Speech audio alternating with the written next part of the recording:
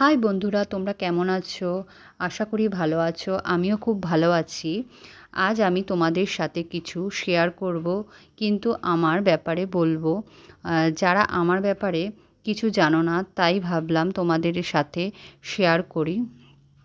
আগে অন্য কারো সেলুনে কাজ করতাম, যখন সকালে বেরাতাম আর রাতে ফিরতাম।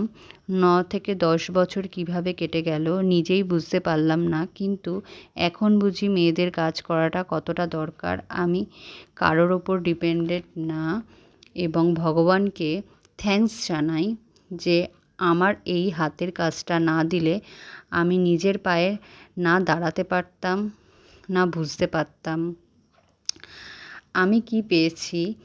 আর আমার বয়সী অনেক মেয়েই আজ কী পেয়েছে তাই বুঝতে পারি। তারা যখন দেখি যে বাচ্চা সামলাচ্ছে এবং কারোর ওপর ডিপেন্ডেন্ট, তখন বুঝতে পারি।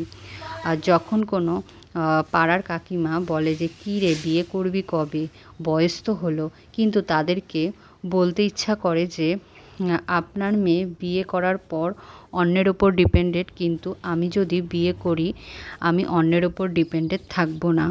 আমার নিজেকে চালানোর মতো এবং আমার বরকে চালানোর মতন ক্ষমতা আছে। আর বেশি কিছু বলবো না, থাক, আজ এতটুকুই থাক। আবার অন্য একদিন দেখা হবে ভিডিওর মাধ্যমে।